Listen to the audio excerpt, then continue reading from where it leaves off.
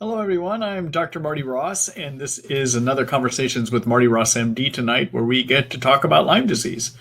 How we talk about it is based on the questions that you write, and you can write those questions to me over here on the right-hand side of the screen. Right down there on the bottom is a chat box, and if you write your questions there and click the enter key, that message will get to me. I ask that you only hit the enter key one time as you're writing a question, because each time that you hit that enter key, it creates a separate question for me. And sometimes it can be hard to follow all the different pieces as I'm trying to put together a question from somebody. So please try to write a complete question and then send the whole thing to me as one continuous writing, okay?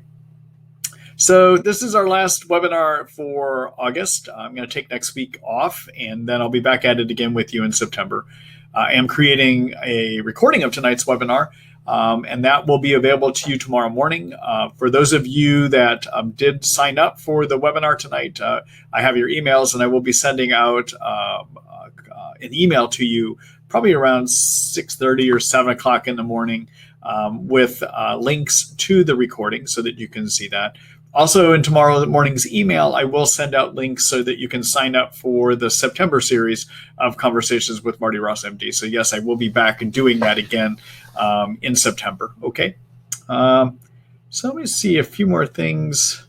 Yeah. So during the webinar tonight, I will be presenting your questions so you can see it on the screen.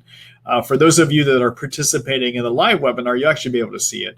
Unfortunately, it does not show up in any of the recorded versions of it, though. Okay. And then finally, one last thing before we start taking questions. The recording, if you don't get the email from me, you should be able to find it in many different places. So first of all, I posted on Facebook, and my Facebook page is Facebook.com/Treat Lyme. Okay. You can also find it on the homepage of my supplement store, which is Marty Ross MD Supplements at treatlyme.com. If you scroll all the way down to the bottom of the page, you'll see a recording where I put the video recording up for the webinar as well, too. You can find it on my YouTube channel. And then finally, you can also find it on treatlyme.net, which is Treat Lyme, my Lyme disease information site. You can find it two places there. You can find it on the homepage, scroll all the way down to the bottom, and you can also find it on the webinars page, too. All right. So without any further ado, let's go ahead and get started here. See, we're a little bit more, it looks like we have a lighter turnout tonight, but that's kind of common here at towards the end of August is people start going away for vacations or coming back from vacations, or some kids are already going back to school, as I found out from some of the visits I had with people today. All right. So that may mean I'd be able to get to a number of the questions tonight, possibly all of them. You never know. So let me go ahead and take the first one here. Hello, Patricia. Let's see. Dear Marty, thank you for all you do. You're welcome. What is the endpoint for taking the increasing dosages of artemisinin and crypto for the treatment of Babesia? So there are two herbs that I recommend for treating Babesia, and that I recommend in my the Ross Lyme support protocol, which is my Lyme disease treatment guidelines, and that may be what you're referring to. Also, you can find information about those two herbs in my article called Kills Babesia, which is my treatment approach to treating Babesia. But in terms of the cryptolepis, I usually will have people dose it at 5 milliliters, which is a teaspoonful, 3 times a day. The artemisinin, I start at a low dose and gradually build up. And the limiting factor on the artemisinin is whether you can tolerate it, okay? So the idea with artemisinin is I will have people take it for 3 days in a row, and then they'll be off for 11 days. The reason I do that is when it's used continuously, I have found that it doesn't work that well for Babesia. And I know others that write about using it in for Babesia treatment, like Buhner, as in Buhner herbs, doesn't like even using artemisinin anymore. But I have found it effective if I use it at a high dose for 3 days and then have people take it off for 11 days. We know from the world of malaria, for instance, where it's used that the malaria, which is a blood parasite, will usually develop resistance, partial resistance after a few days. It's not clear to me by the science whether Babesia might develop that similar resistance the same way, because they're two separate germs. But I have found that the way that they're using artemisinin to overcome some of that partial resistance for Babesia, for malaria, happens to be helpful in my treatments too. Okay, so the trick to using the artemisinin for 3 days on, 11 days off is that you need to take it at high doses on the days that you take it. And so it comes usually as a 100 milligram pill, depending on who the vendor is. I'll have people start at 2 of those, so 200 milligrams 3 times a day, and then do that 3 days in a row, and then take 11 days off. Okay. And again, there's 2 reasons to take those 11 days off. One is the liver actually develops enzymes that clean out artemisinin more quickly. And if you use it continuously, the germ just gets cleaned out too quickly. Okay. But if you take time off, those liver enzymes don't develop to clean it out. Second reason that you want to do this is to avoid this other way that that we know at least malaria develops partial resistance, perhaps Babesia does too. Okay, so the problem is when you take artemisinin at high doses, it often can be hard to take. It has side effects or has killing reactions. So when somebody is using it at higher doses, one thing I'll find is sometimes they develop air hunger, sometimes they develop severe fatigue, sometimes they develop worsened sweats. Those worsening symptoms can occur even up to the 5th day after you started taking it. So, all right, so you only take it 3 days, but it may not be till the 4th and 5th day you get some of these side effects, okay? And the chances of those effects happening are even more so at higher doses. So what I try to do is work people up gradually to find a dose they can tolerate, okay? And so I'll start people at 2 pills 3 times a day on the first round. If they tolerate that, okay, then I'll go up to 3 100 milligram pills 3 times a day. The next round up to 4 if they tolerate it, and then up to 5, okay? So there's 2 limiting factors with artemisinin. One is what can you handle? The second one is there's a top dose that I find effective. I don't find it more beneficial to go over 5 100 milligram pills 3 times a day. Okay.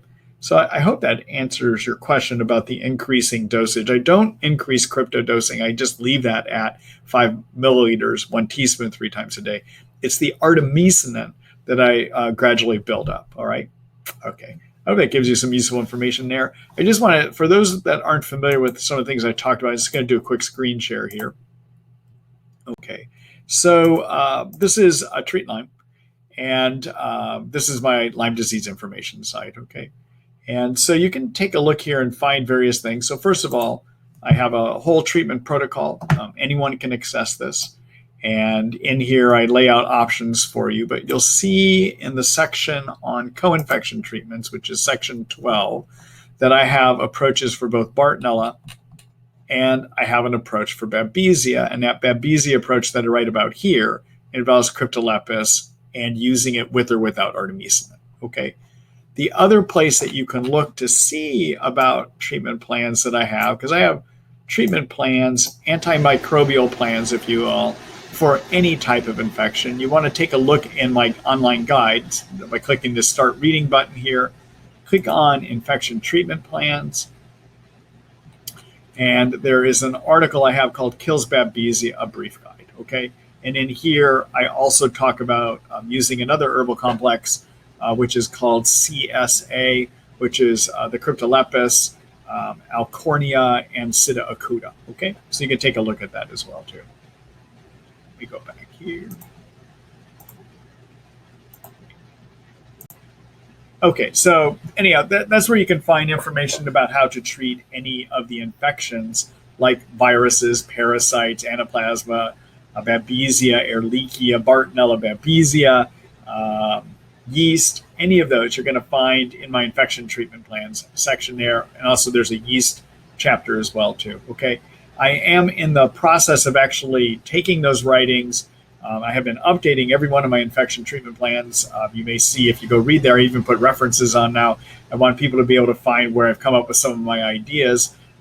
Most of those ideas, though, are things I just find clinically effective with my patients. But I am in the process of writing that and getting ready to publish it in a book form, just the infection treatment plans portion, not all of my writings, but just that. So probably within the next week or two, I should have that ready to go. Just spent the afternoon formatting some of that as well, too. Okay? Anyhow, there you go. Thanks for that question, Patricia. Good luck to you.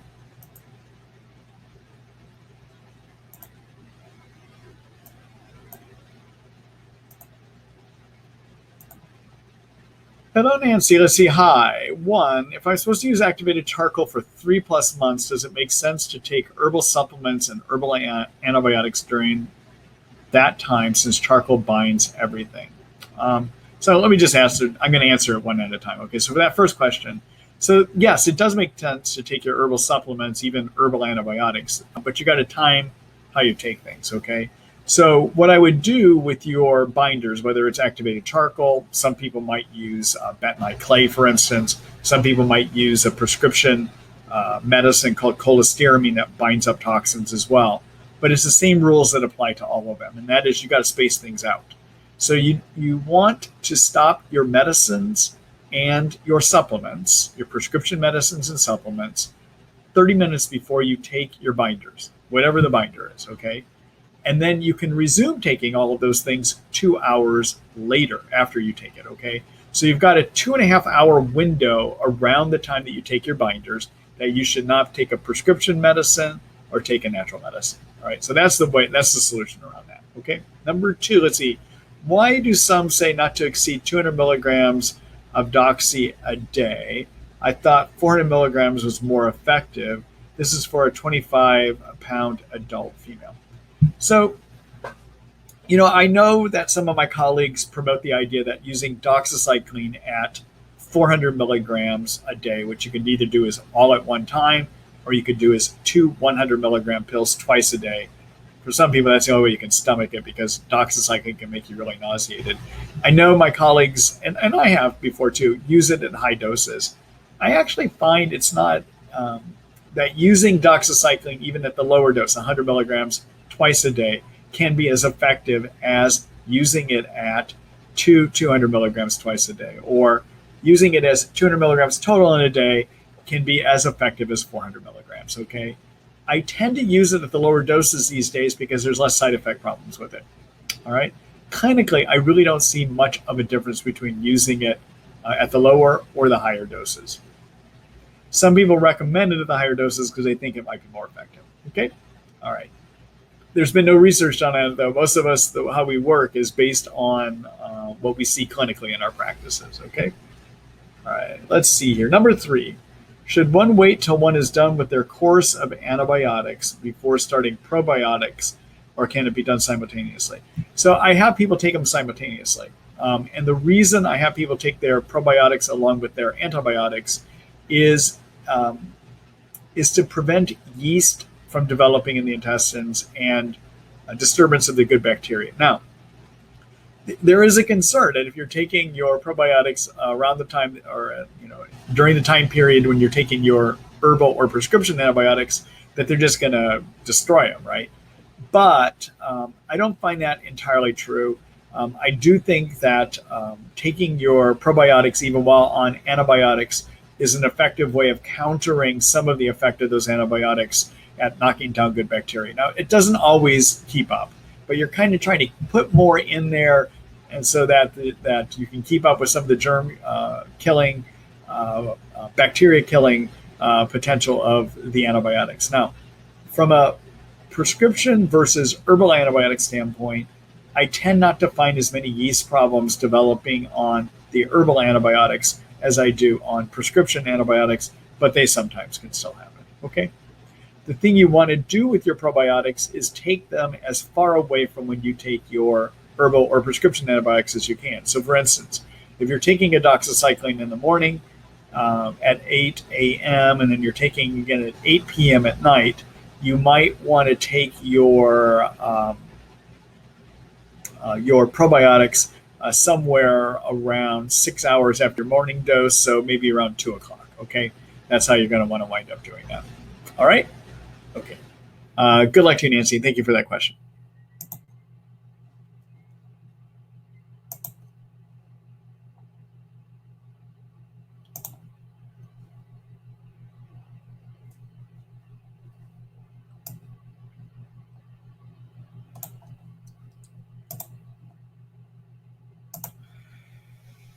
Hello, Jennifer. Let's see. How does one procure peptides, thymosin alpha 1 and thymosin beta 4? I don't use them in my practice, so I'm not currently using them. I know that there are vendors that will sell it to physicians, basically. So if it's something that you want to get, I would talk to your physician and see if they might order it up from one of the IV intravenous supply houses to do that. Okay. I'm not aware that they are actually available for direct sales to patients directly. And again, my understanding with both of these, and again, I haven't used them, but I've been to a conference one time where I heard about them, is that I think they're only available for intravenous administration. All right. Okay. Good luck to you, Jennifer.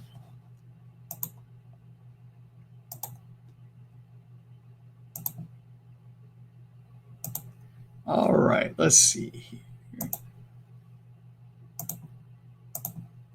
Okay. So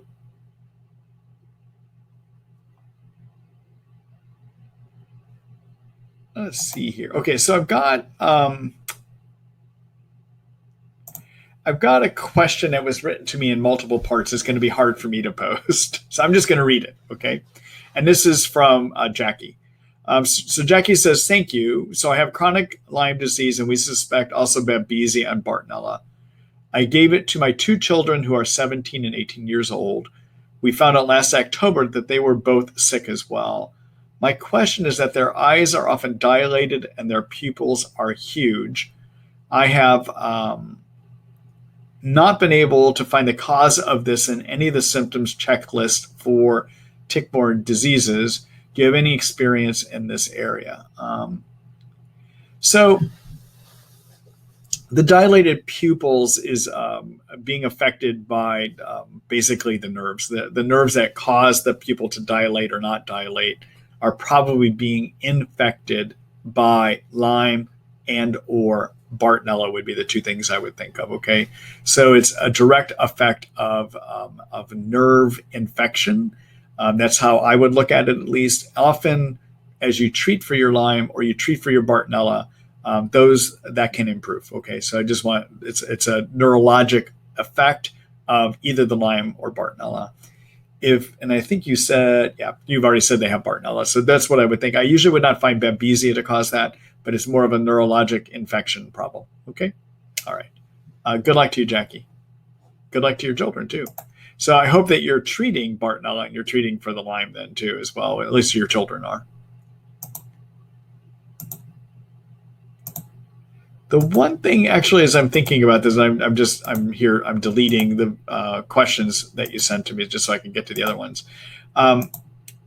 The one thing that you may want to take a look at, Jackie, in addition to your children treating for the germs that are causing this, is to do neurologic support, okay?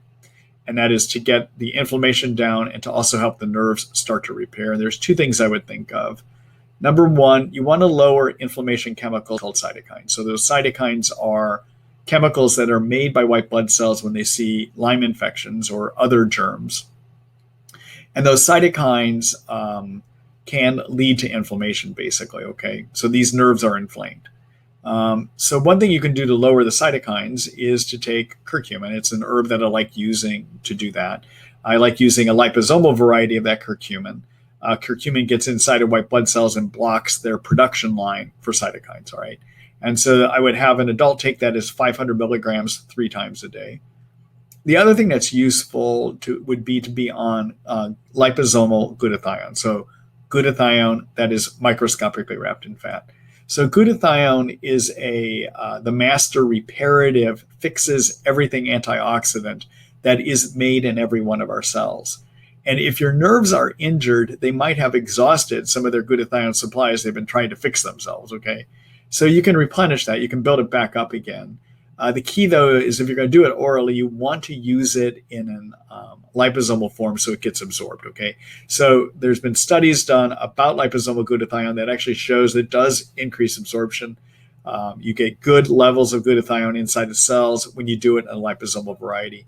The company's product that I like using for this is there's a company named Research Nutritionals that has a good liposomal variety of glutathione.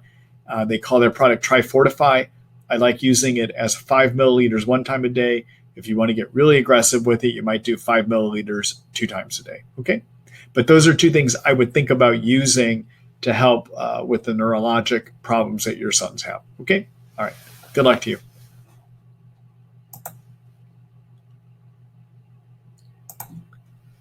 Hello, Kelly. Let's see. Thank you for Dr. Ross. Thank you for doing these webinars. They are wonderful. You're welcome. Let's see. I'm uncertain about my Armin lab findings. The ELISpot for Lyme and co-infections were negative, but their tickplex testing showed positive for Lyme, Bartonella, and Mycoplasma in the IgG phase. I don't know if these findings warrant treatment. Any advice would be welcome. My main symptoms are head and ear pressure, neck pain, and light sensitivity, blurry vision. I also have depression and stress from all of this. Hold on, I want to see if there's more of a question that you have here. Nope. Okay. So, Kelly, let me just talk about Lyme testing here for a minute. So, the ELISpot is a way that we can look to see if your immune system is reacting against Lyme. And specifically, it looks to see if a type of white blood cell that you make called T cells recognize Lyme. And the way we find out if they recognize Lyme is we take your T cells from your blood that we draw, and we expose them to proteins from Lyme, and then we see, do those T cells release cytokines? And the only way they're going to release cytokines is that they remember having seen Lyme before, okay? All right, so it's really a test to see is the part of your immune system, which are made up of T cells, recognizing Lyme. Now, it can find Lyme if you have it about 85% of the time. So it will miss it 15% of the time, right? The other way that we can look to see if you have Lyme is to see if you have an antibody reaction. And that's what the Armin tickplex test does, okay? And so it is saying that you have made antibodies against these infections, all right? So, and you don't have to have both the antibody test being positive and also the ELISpot T cell reaction test being positive. You just need one or the other. So I would say that that's positive testing. The other thing we do in terms of trying to figure out if somebody has Lyme, because tests can be wrong, you can have false positives, is you want to see if there's enough symptom-wise to suggest that somebody has Lyme. And although I don't get to ask you a lot of questions here, you did write down some things that make me wonder, and that is the neck pain, the light sensitivity, blurry vision, depression. I would want to also know, do you have fatigue? I would want to know more about, do you have body pains? But if you have enough symptoms that look like Lyme, coupled with that Armin tickplex test, then you might consider treating or working with a Lyme medical doctor to help figure out if you have it, okay? So trying to figure out if you have Lyme involves actually four things. One is considering, do you have a lot of risk for having gotten it? Second thing is, do you have a lot of symptoms that suggest it? Third thing is, do you have physical exam findings? Now, often people don't have a lot of physical exam findings. And then the fourth thing we look at is, do you have tests that support the diagnosis, okay? So I'm just going to do a quick screen share. I wanted to show you one thing if you want it, so that you can look to try to figure out a little bit more in depth whether you have it or not, because I don't know enough about the symptoms you're telling me. Is I would take a look at an article. Actually, I think I have it in my free reads. Oops. It's like my web designers changed something around today. I used to have a tab here called free reads, and now it's called the latest. I like that. There's one article showing up there.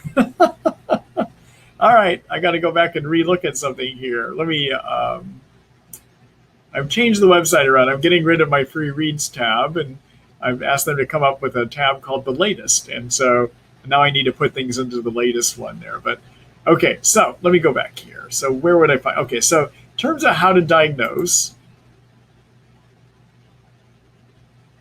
take a look at this article called How to Diagnose Chronic Lyme Disease More Than a Test, okay? And in this article, I actually have a whole presentation that I did on how do you diagnose Lyme. I go through symptoms in a lot more detail, et cetera. I would take a look here and see if you have enough symptom-wise. Listen to the whole thing. It will help you figure out whether you have Lyme disease or not, okay? All right.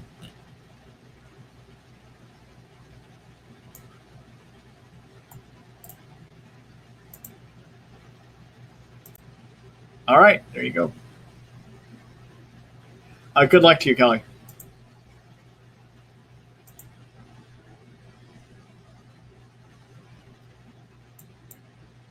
So you all just saw some, I'm constantly trying to make my website work a little bit better for people.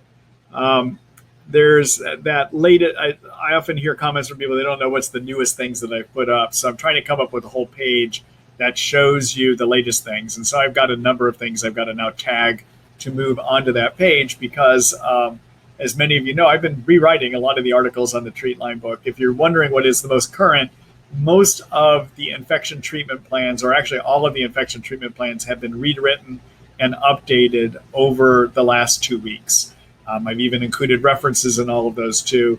I will be moving those probably tonight and tomorrow onto the latest page that I just saw there. My developers got a little ahead of me, actually. So anyhow, there you go. All right. Let's see here. Hello, Deborah. Let's see. Hi, Dr. Ross. Back in January 2017, I got a Mycobacterium cutaneous infection in my chest from a scar revision that I had done. I went on 3.5 months of clarithromycin to treat it. I then got C. diff and was treated with Flagyl. I soon after started to develop muscle, joint pain, and peripheral neuropathy in my arms, especially my legs. I went to a million specialists and even to the Mayo Clinic in Arizona. All tests came back negative, even for Lyme.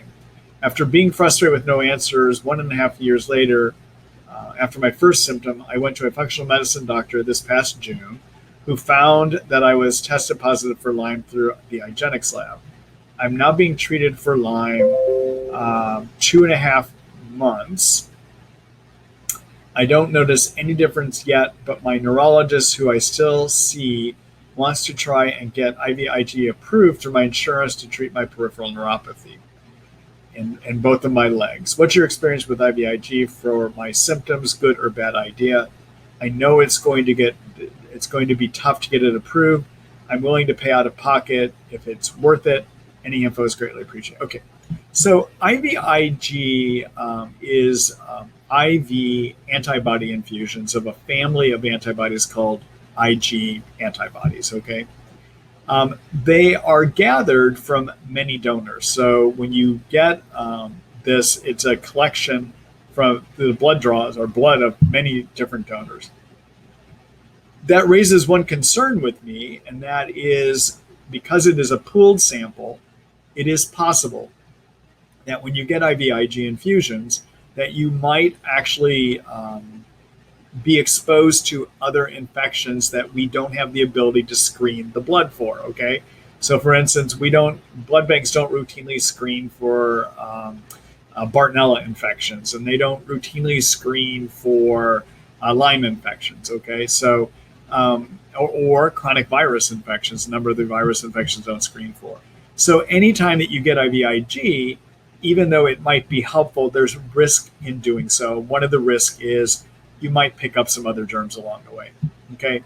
The other risk is because it is a blood product from other people, a number of other people, as you're getting the infusions, you might have an immune system reaction against it, meaning you could get high temperatures, you might get more achy, you might get more fatigue. And so they may need to give you medicines to help prevent that while they're doing it. And one of the things that sometimes they'll do with IVIG to help limit that type of reaction is they give you steroids, all right? Now, they don't have to give you steroids, but they might try to give you steroids.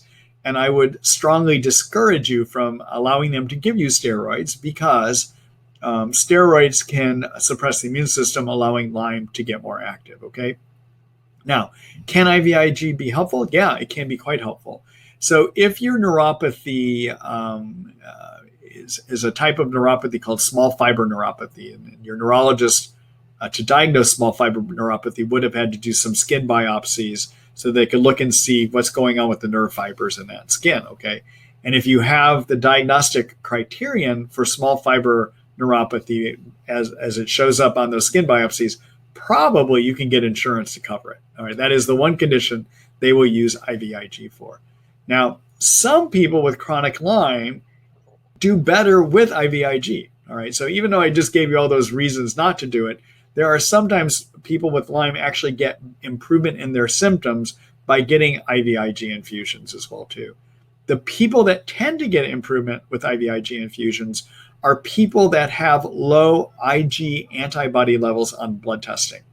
So one thing that you might want to make sure that they did, somebody along the way did, was to measure your antibody levels, your Ig antibody levels. And if they're low, you may benefit from getting those IVIG testing done. Okay, now, one other comment I would make about your situation is when you have neuropathy from Lyme, or you have any symptoms from Lyme, even when you're under treatment, it takes time to turn around. Okay. So what I see in my practice is that when somebody has chronic Lyme, that by 3 months of treatment, about 30% of people start getting better. By 6 months of treatment, 60% of people start getting better. And by 9 months of treatment, 90% of people start getting better. Okay. So one thing just to be aware of it is that the reason you may not be seeing improvements yet is it just takes time. Okay. So in terms of your IVIG, I would say, yes, probably go forward with it if you have skin biopsy findings that show small fiber nerve injury. Okay. Or I would say go forward with it if you have low Ig antibody level testing. I think in those situations, there's good reasons to do it. If you don't have any of those, though, I would probably be cautious about doing it because I have concerns about other infections that you might pick up that you don't need right now. You've already got Lyme you're dealing with. Okay. All right. So those are just my thoughts on it. Good luck to you, Deborah. And thank you for that question.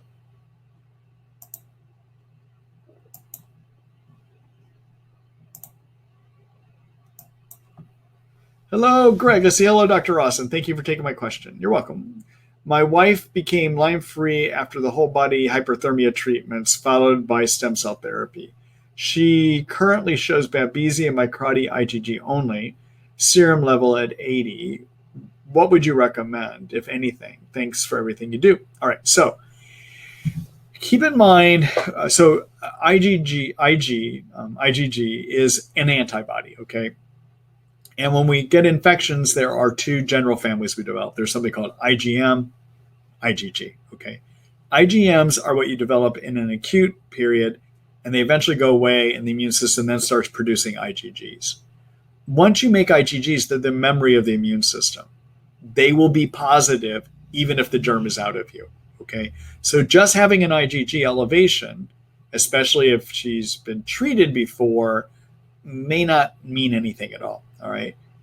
And if she has no symptoms of Babesia, it may mean nothing either because it may mean that her immune system got rid of it. It did what it's supposed to, all right?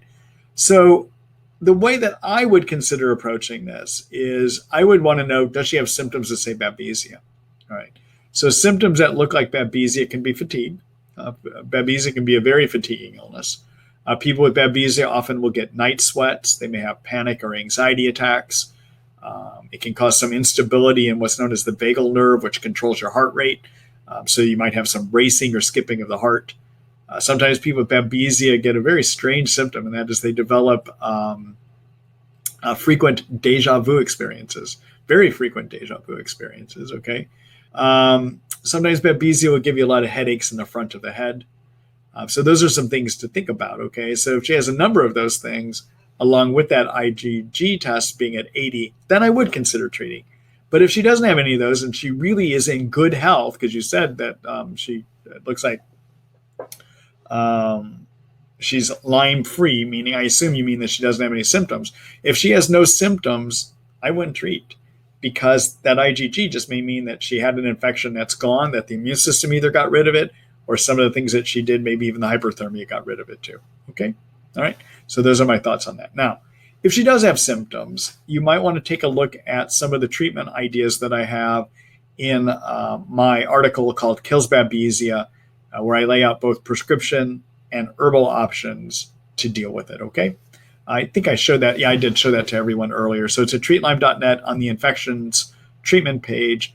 Take a look there and you'll see the articles that I have about that. Okay. All right. All right. I think that answers the question. Good luck to you, Greg. Good luck to your wife too. Thank you.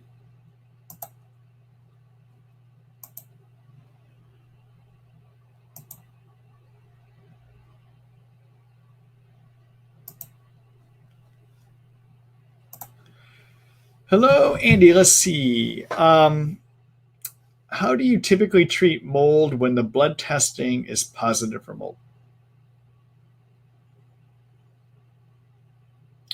So I guess I would need to know more by what you mean blood testing is positive.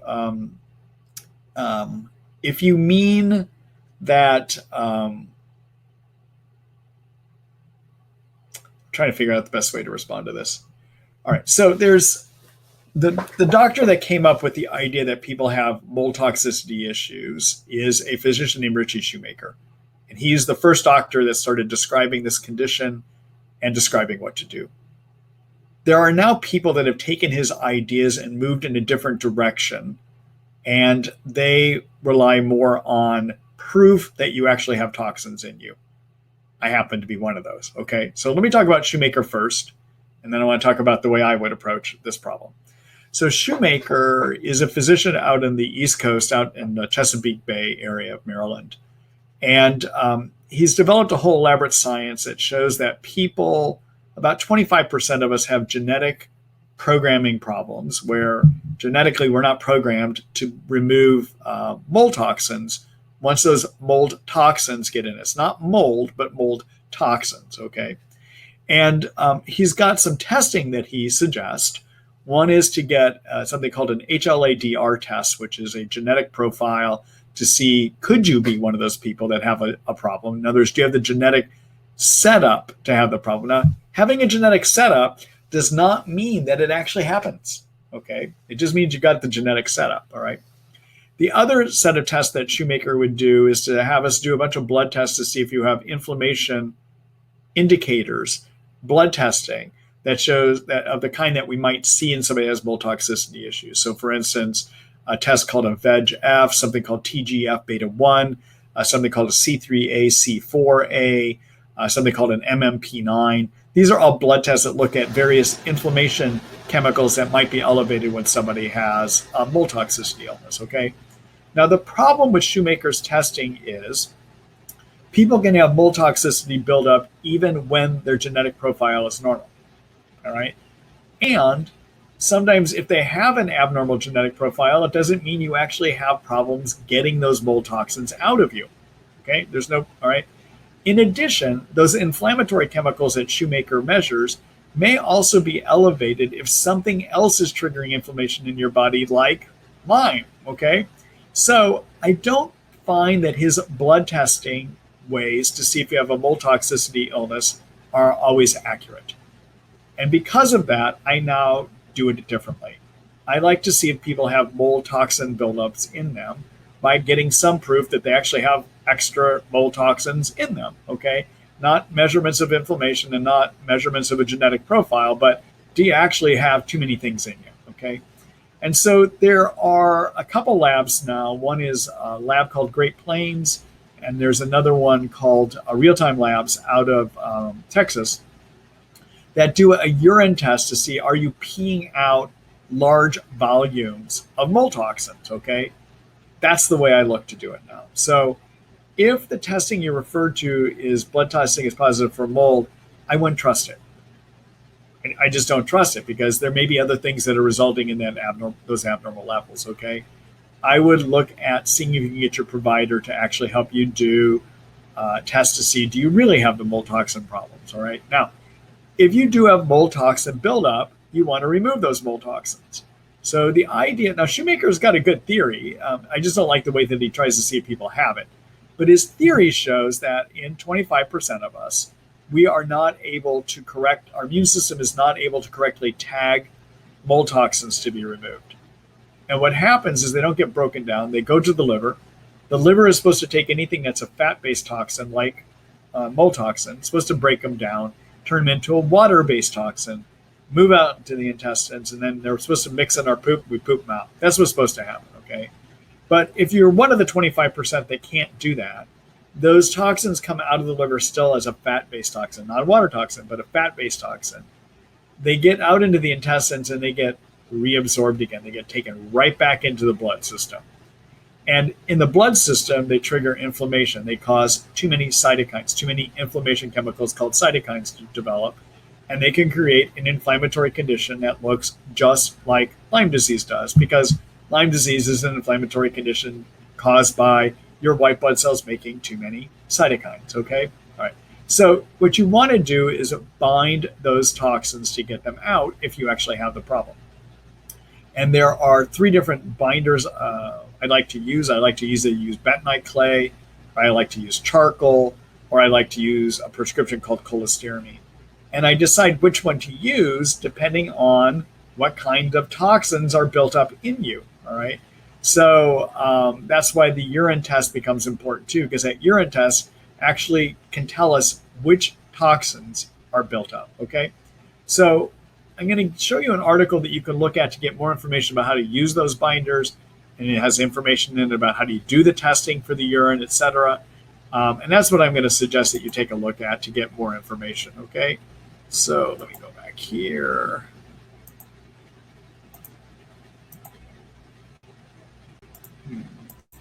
All right, there we are. All right, so I'm back in Treat Lyme, and what I would do is take a look at the,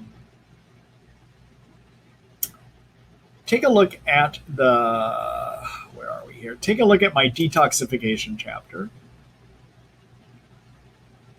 All right, and take a look at the article called Mold and Lyme Toxin Illness, okay? And this is where I talk about what to do. I talk about Shoemaker. I talk about current science. It says it's probably better to look at your urine test. It's all in here. And I even describe how to use the binders as well, too. Okay? All right. Actually, let me just see something here. Yeah. Uh-huh. Okay. So let me go back.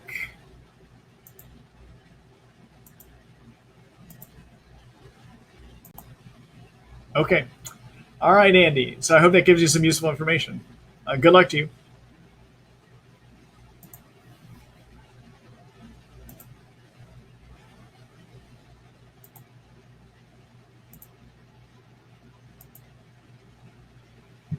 Hello, Marianne. Let's see. What is the treatment to heal the Lyme brain? That's a good question. So I have written a whole article about that, and I would suggest you take a look at it, actually. So let's go look at it together here. Oh. All right. Bear with me here a minute, everyone. I want to see if something has changed with my website here.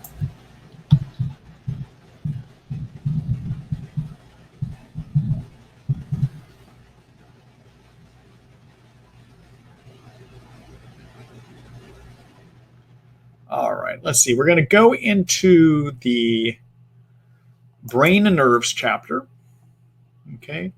And you might take a look at this article called Brain Fog and Lyme Disease, You Can Fix It. Okay. So in here, I talk about the steps that you can take to to fix the brain fog, okay? And so you can come back and look at this later. Let me go back here for a minute.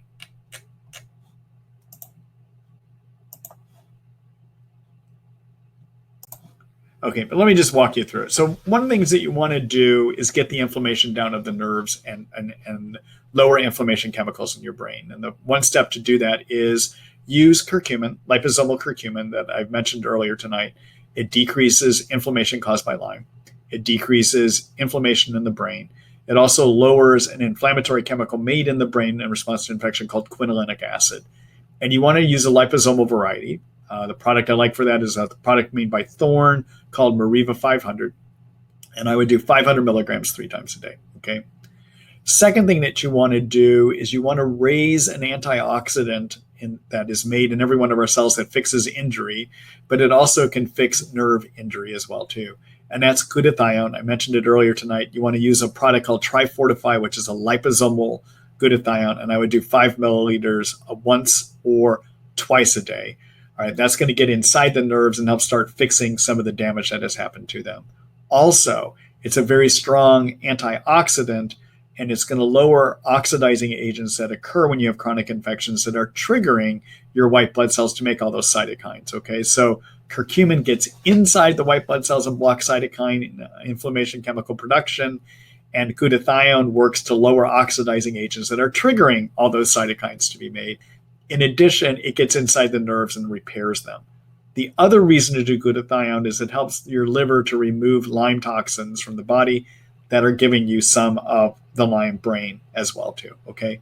Third thing to do is to try to fix the nerve cell membranes and the energy factories that are found in every one of our cells that get injured with all these oxidizing agents. And those energy factories are called mitochondria. And one of the things we want to do is repair the membrane of the mitochondria, the covering of it, and fix the the nerve cell coverings as well too.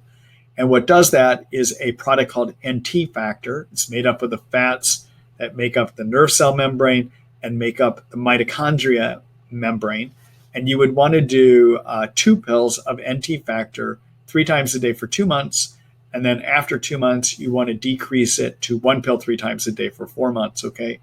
Now, what happens when you have all these extra oxidizing agents that get made from having infection in you is those oxidizing agents damage fat membranes. So they damage the nerve cell covering, which is a double layer fat, okay, or the nerve membrane covering, which is a double layer fat.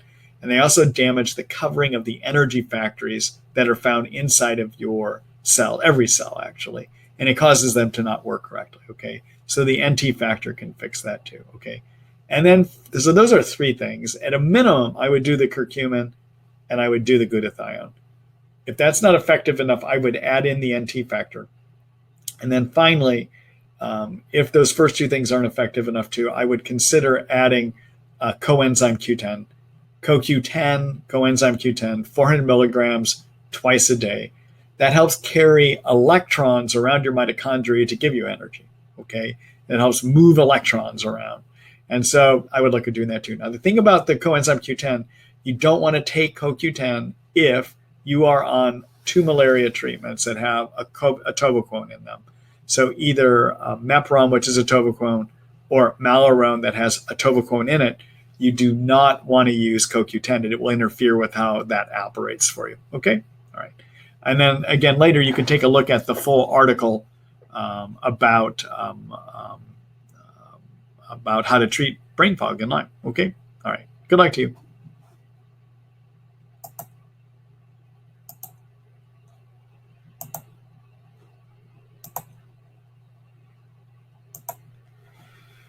Hello, Lori. Let's see. Hello, Marty. Thank you for doing this webinar. You're welcome. Chronic fatigue seems to be the biggest ongoing symptom for me. Do you have any advice for helping conquering it? I'm taking a high-quality liquid multivitamin with fulvic minerals. I've had all of my metal fillings removed. I detox regularly, intermittent fasting, paleo, a keto lifestyle for most part. I've had my thyroid checked, and my levels are back in normal ranges. Since Lyme and tularemia, I've been diagnosed with Sjogren's, chronic fatigue syndrome, myofascial pain syndrome, ANA positive migraines. The other symptoms come and go with flares, but the chronic fatigue is relentless. Okay.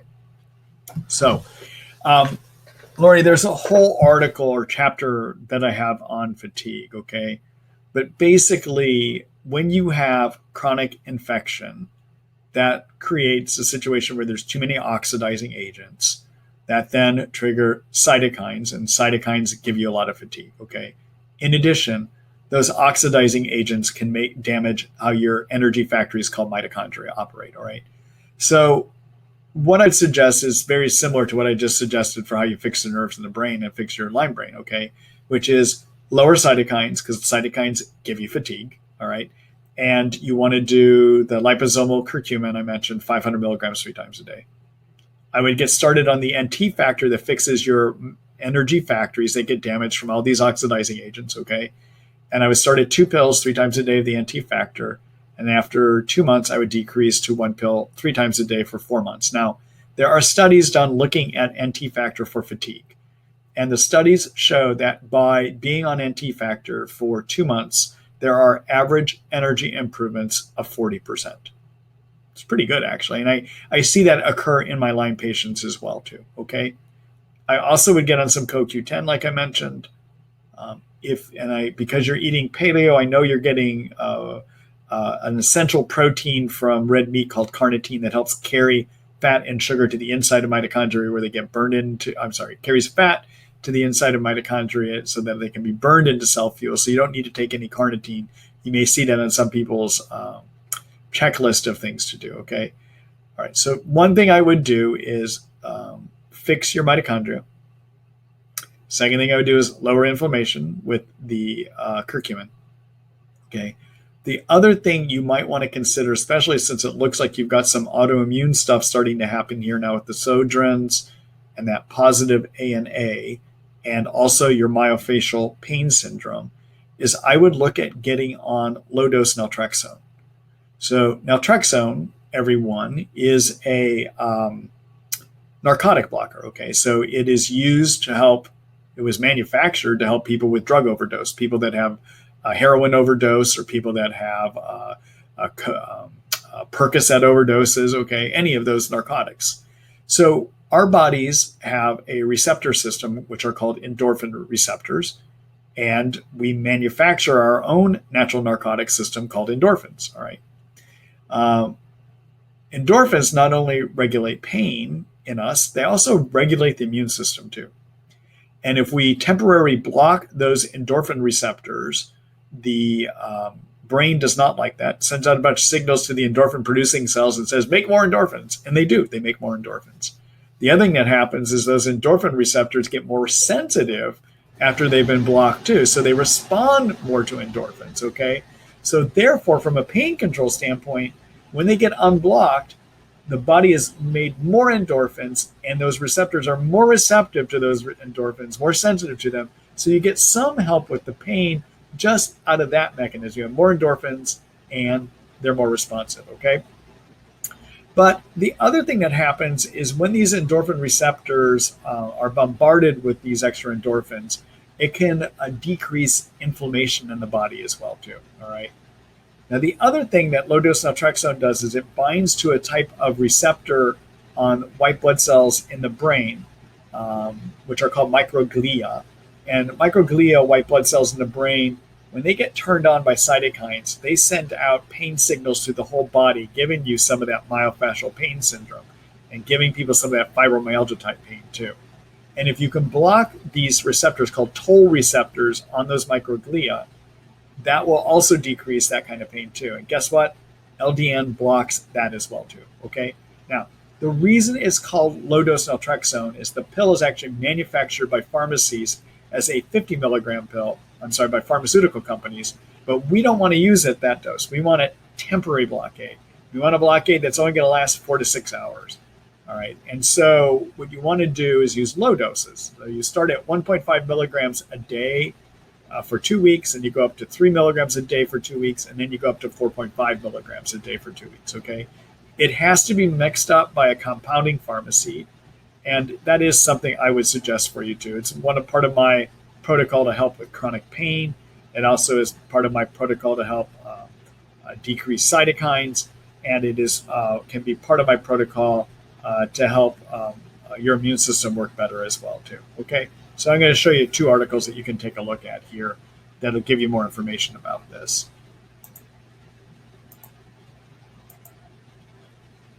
Okay, let's see here.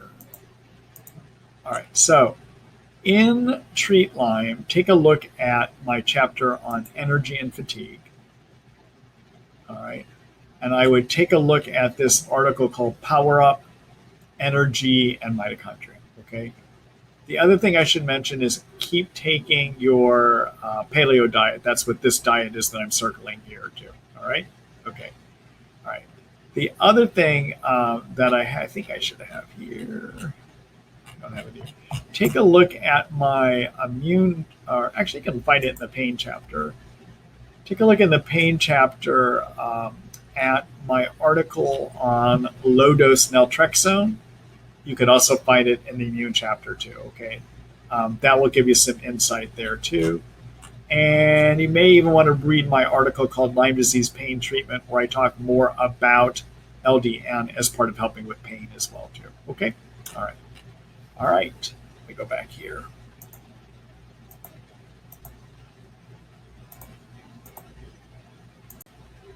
All right. Lori, that's a lot of information, but I hope that gives you some insights. You want to fix your mitochondria, I get started on some low-dose naltrexone. Those are essentially the parts, the things that I'm recommending here for you, okay? All right. Good luck to you.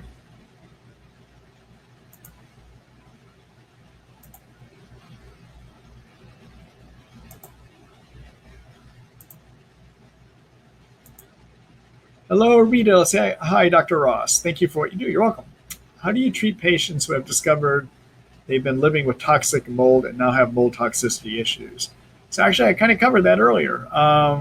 So I take a look at, I talked about how do you test for it, and I talked about the kind of treatments that you would do, which is to be on mold binders, okay?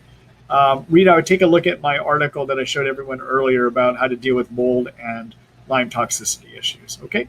All right, good luck to you.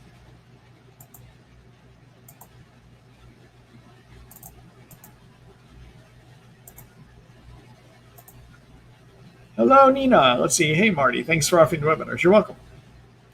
I'm wondering if there's anything we can do to give you support during your old year with the medical board. Just being here is good support for me. At this point, I'm still waiting to hear how they're going to respond to my response.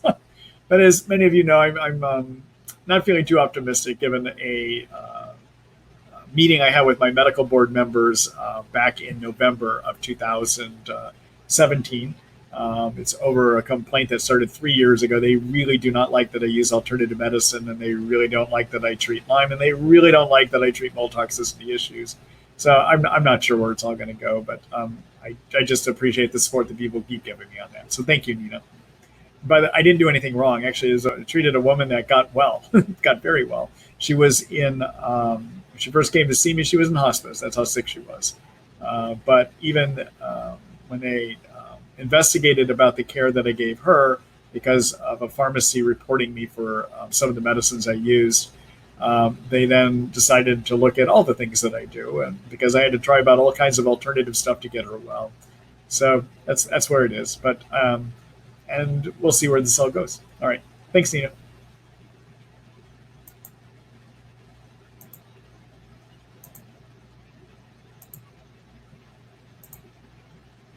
Hello, Lucia. Let's see. My EBV antibody VCA IgM is normal, as is my EBV early antigen antibody IgG. But the VCA IgG is greater than 600, as is the nuclear antigen antibody IgG greater than 600, which is very high at normal limits at 0 to 17.9. What does this mean?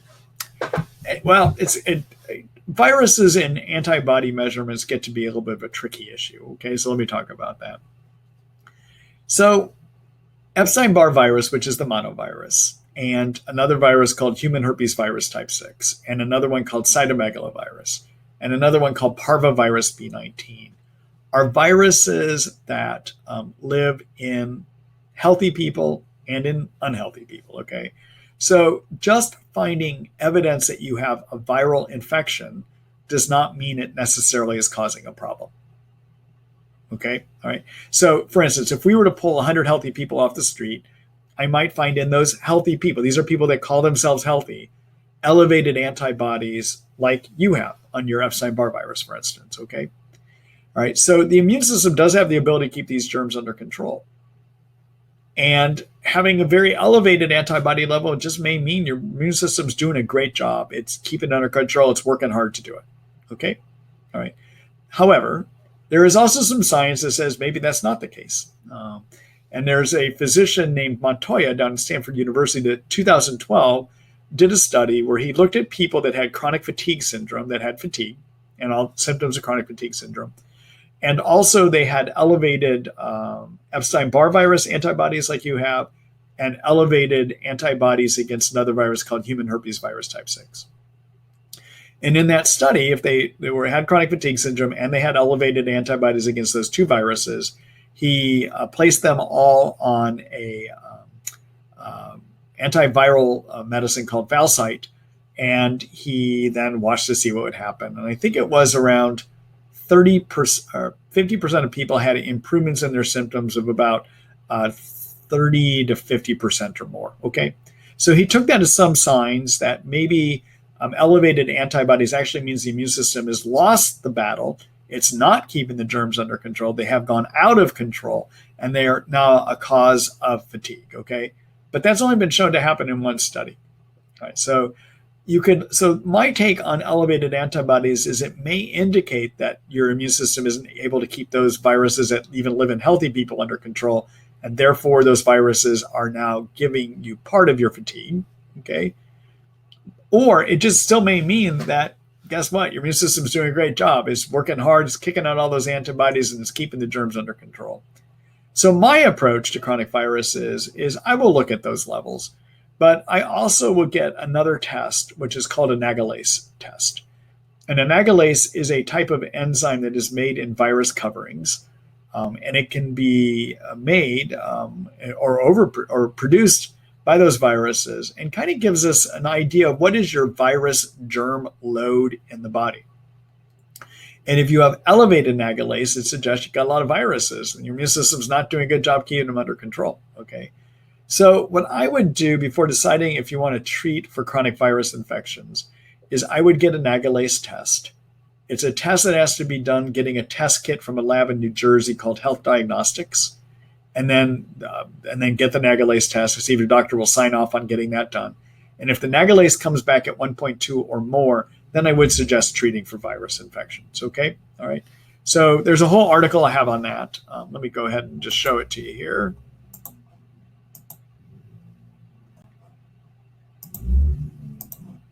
All right, so take a look at the infection treatment plan section again. And take a look at the article I have right here. When and how to treat chronic viruses in Lyme, a brief guide. Okay. That has information about testing. It also has information about what would you use if you have chronic virus infections too.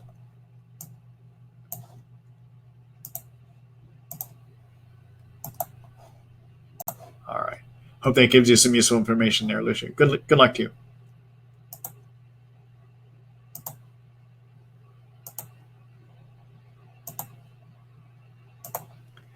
Hello, Kelly. Let's see. I have the 2 strands of the MTHFR gene. Do I have to deal with this for treatment to be effective? So I think what you're saying, Kelly, is that so MTHFR, everyone, is an enzyme that is used to convert diet folate into a methylated type of folate.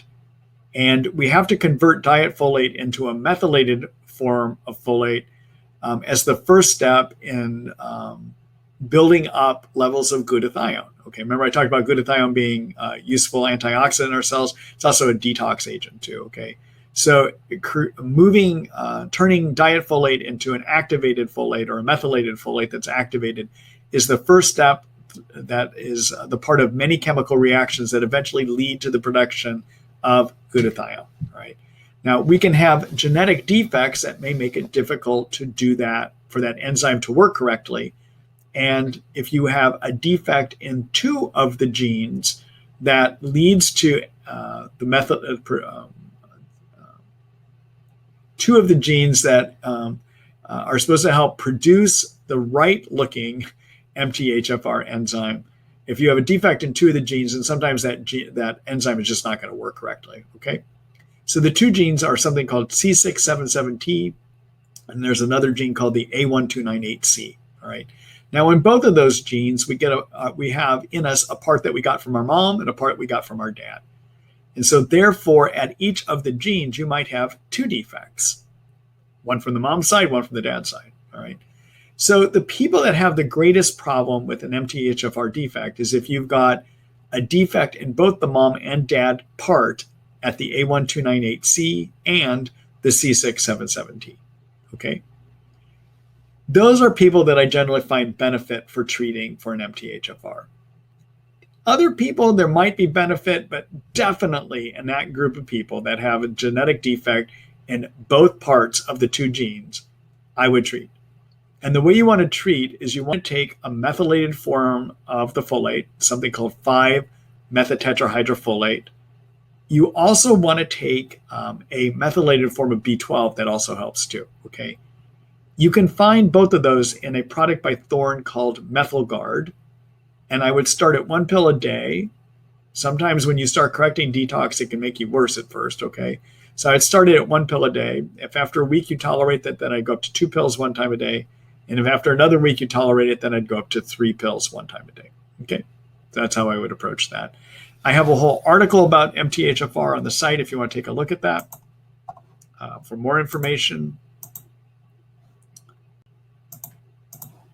And that article you're going to find in my detox chapter.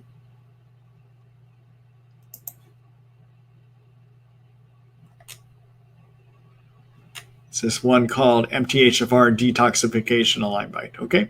All right.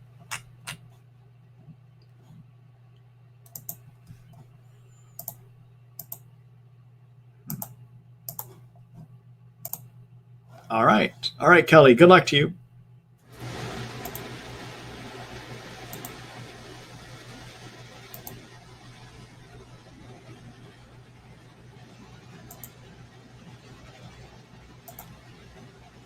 Hello, Anna. Let's see. My PCR test is positive, but my Western blot is inconclusive. Would you say this is positive for Lyme? Yes, I would. So PCR testing, everyone, is a test to see, do you have the genetic, the DNA of the germ in your blood? All right. Now, if you have the DNA of the germ in your blood, that means the germ is in you. And when it comes back positive, it's 100% of the time an indication of Lyme in you. The trouble is with PCR testing for Lyme is generally we're only going to find it about 30% of the time in the blood. Lyme doesn't readily live in the blood. So if we do a blood draw to see if we have the DNA of the germ in your blood, you've got to have the germ swimming by the needle right at the time you draw it. And if there's not much in your blood, it's going to be hard to test for it that way. Okay. All right. Now, the other test that you had, Western blot, is a test to see, is your immune system reacting against the germ? And because of immune suppression, sometimes the immune system doesn't react. But having the DNA of the germ in you says that germ's in you. It actually is in there. It's probably a better test when it comes back positive at indicating Lyme is actually there. It's not measuring are you reacting against it. It says it is there. Okay? All right. So yes, I would take that as a positive test. Good luck to you.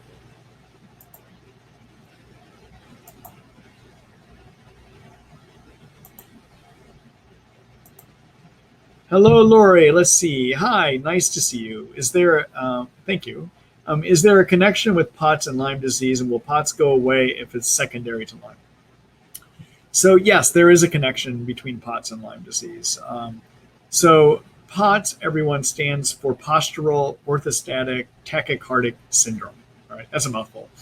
And what that postural means, when you go from laying down to standing up, or you go from sitting to standing up, that's postural. Orthostatic means that you drop your blood pressure. All right. So postural orthostatic means that when you go from a low position to standing up, you drop your blood pressure.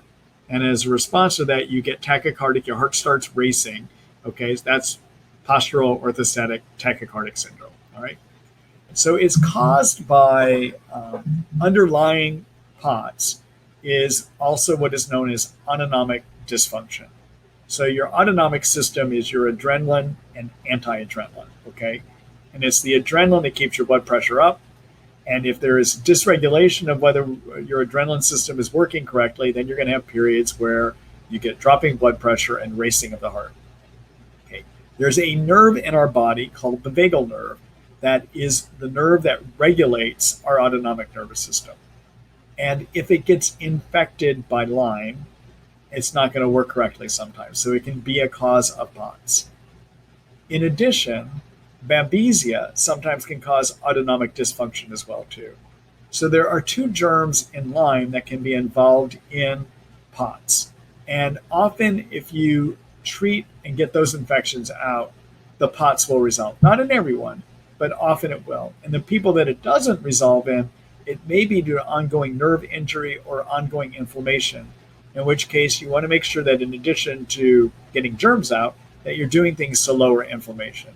One of those would be being on the curcumin that I mentioned. Okay. All right. So anyhow, those are just some thoughts on that. Okay. All right. Good luck to you, Lori.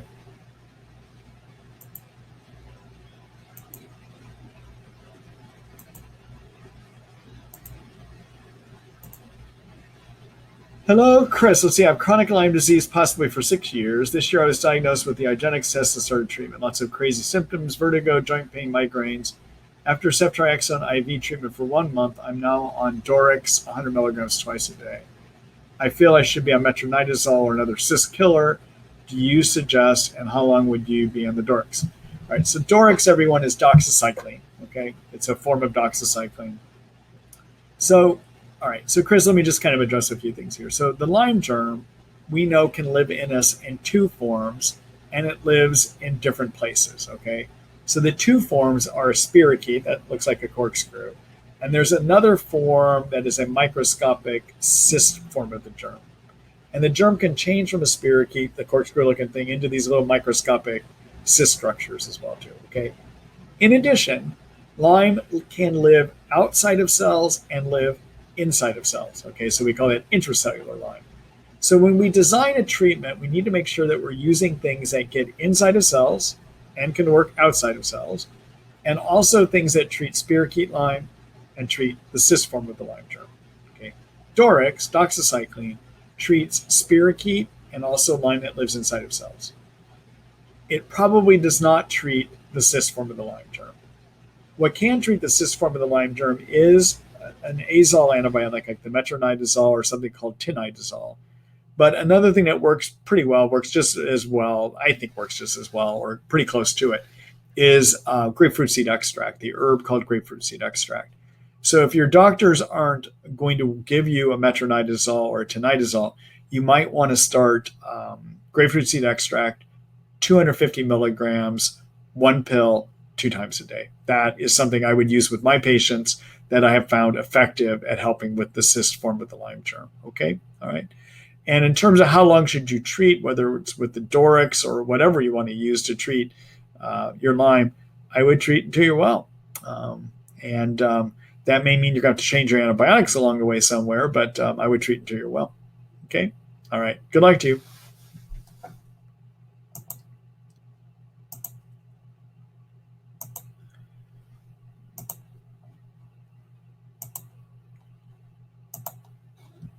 Just do a quick screen share. All right. So one other comment I would make here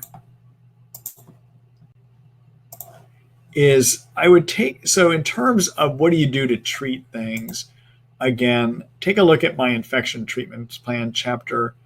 Here's my whole guide on the antibiotics you can use to treat Lyme. And I give you a number of different options to treat, even herbal options that you can use if your doctors stop prescribing. Okay? All right.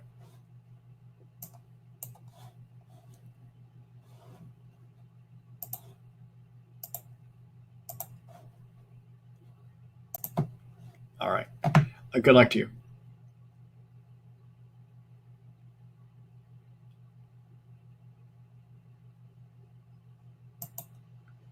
All right. Let's see here. Hold on a minute.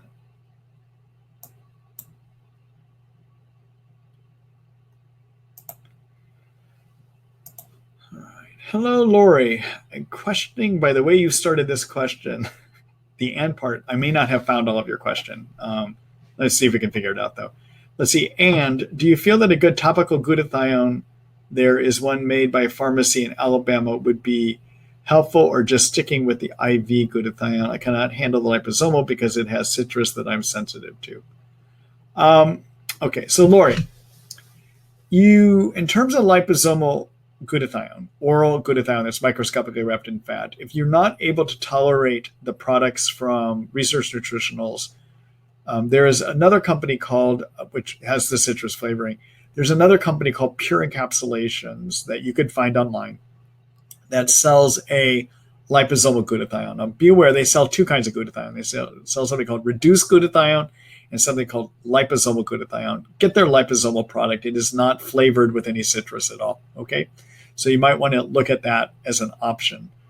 Generally, the topical glutathiones, I have mixed feelings about them. I don't find them to be as well absorbed or as effective as I do the liposomal variety, okay?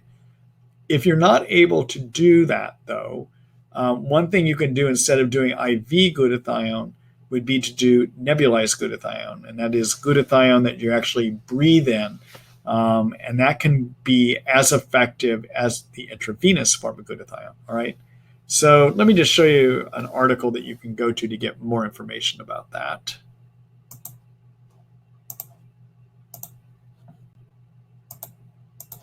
All right, so take a look at my article on detoxification.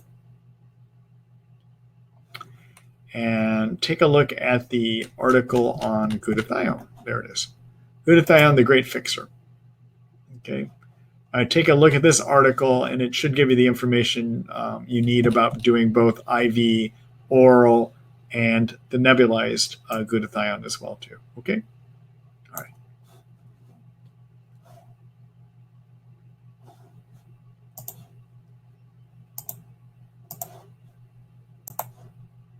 All right. Good luck to you, Lori.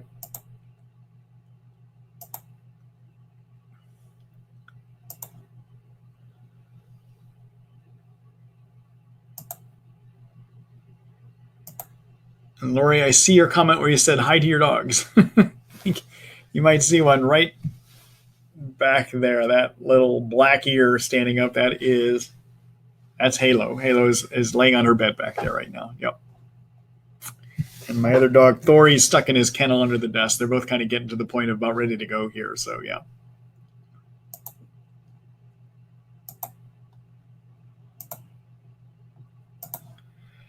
Hello, Vinny. Hi, Dr. Ross. Thank you for these great webinars. What are your thoughts on Dr. Klinghart's retroviral treatment protocol for persistent Lyme symptoms? The protocol includes cistus tea, broccoli sprout extract, retro V, and selenium. So the one that it could work. The thing I would say about Dr. Klinghart, he has many brilliant ideas, and sometimes they're good ideas and sometimes they're not. Okay. Many of us have come up with things that we've learned from Dr. Klinghart along the way too. His focus on retroviral infection, though, I think is perhaps misplaced.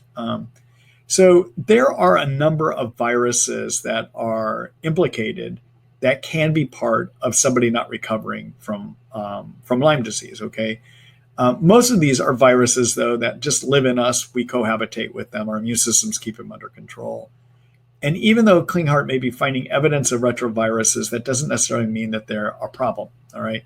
So I mentioned tonight my approaches to all viruses because I think any virus might contribute. And my approach is to not just rely on antibody testing, but rather look at nagalase levels. If those are elevated, then I think it's time to treat viruses. My approach to treating viruses is not this approach. My approach involves using olive leaf extract. It involves using something called transfer factors that target your immune system to fight viruses. And it involves using reishi mushrooms to turn on the antiviral part of your immune system too. Okay. And I find that works very well. You can take a look at the article that I showed you all earlier. It's in the infection treatment plan sections on how to treat viruses. Okay. And I wouldn't bother treating for viruses unless your nagalase is above 1.2. All right. All right. Good luck to you, Vinny.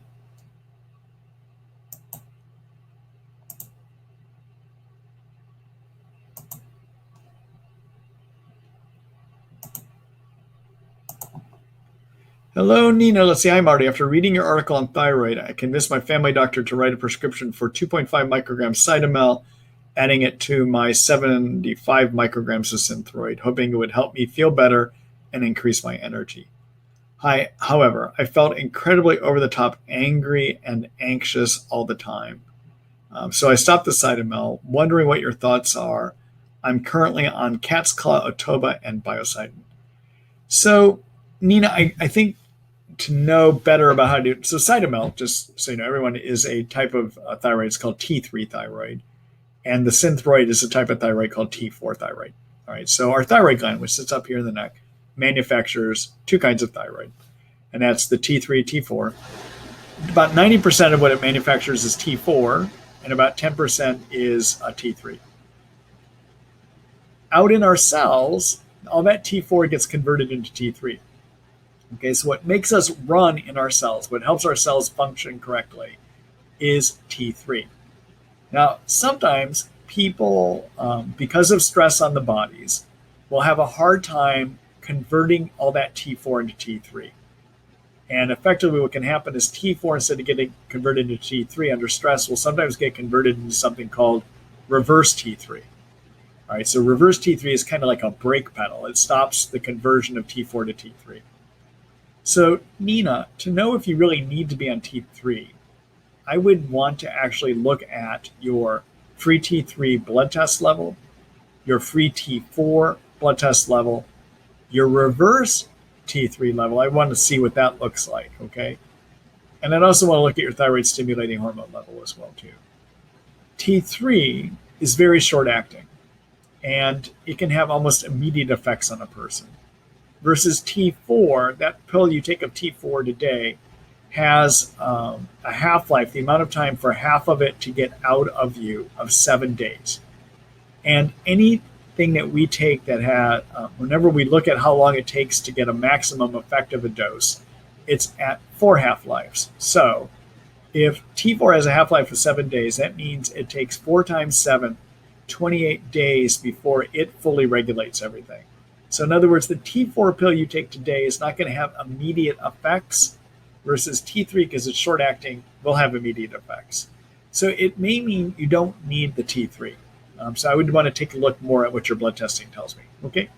All right. Good luck to you, Nina.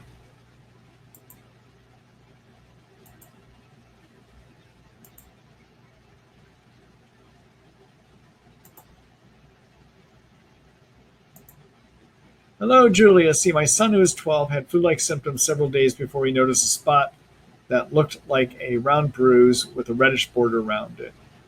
At that point, we realized that he may have Lyme. He's been on cefuroxime 500 milligrams 2 times a day for almost 2 weeks. He's feeling well, no symptoms. The clinic called to tell us of his positive results and to tell us that they wanted to keep him on the same antibiotic for an additional 3 weeks, or a total of 6 weeks. Is this the best approach? So the problem with Lyme, even if you get on an antibiotic quickly, like you did, like your son did, there is still a 10% failure rate of antibiotics. And so at a minimum, I like to use antibiotics for at least 4 weeks when somebody has acute infection. There are some of my colleagues that suggest using it for up to 6 weeks to prevent the development of chronic Lyme. I, at a minimum, would treat for at least 4 weeks. 6 weeks, I think, sounds reasonable too. We really don't know from testing or any scientific research if we get less chance of relapses with 6 weeks than we do, or the establishment of chronic Lyme, than if we do it for 6 weeks versus 2 to 3 weeks. We just don't know. We have no science that guides us there, okay? But I don't think it would be unreasonable. I think it is reasonable what your doctors have suggested there, okay? All right. Good luck to you, Julie. Good luck to your son.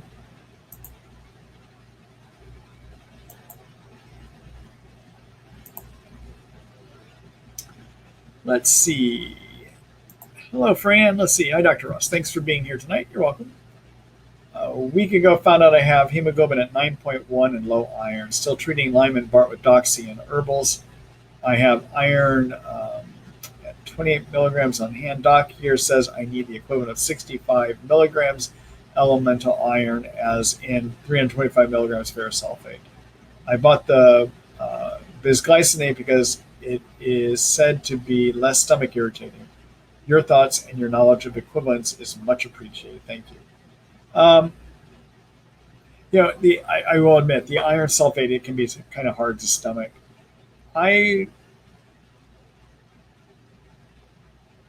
So with the bisglycinate, what I can't tell from what you've written here is it 28 milligrams of elemental iron or not. I would take enough of the iron bisglycinate to equal the 65 milligrams of elemental iron. So if the dose you have here is 28 milligrams of elemental iron, take 2 of them. but you're going to need to figure out if there's an equivalent. I just don't know what it is off the top of my head. Okay? All right. Good luck to you.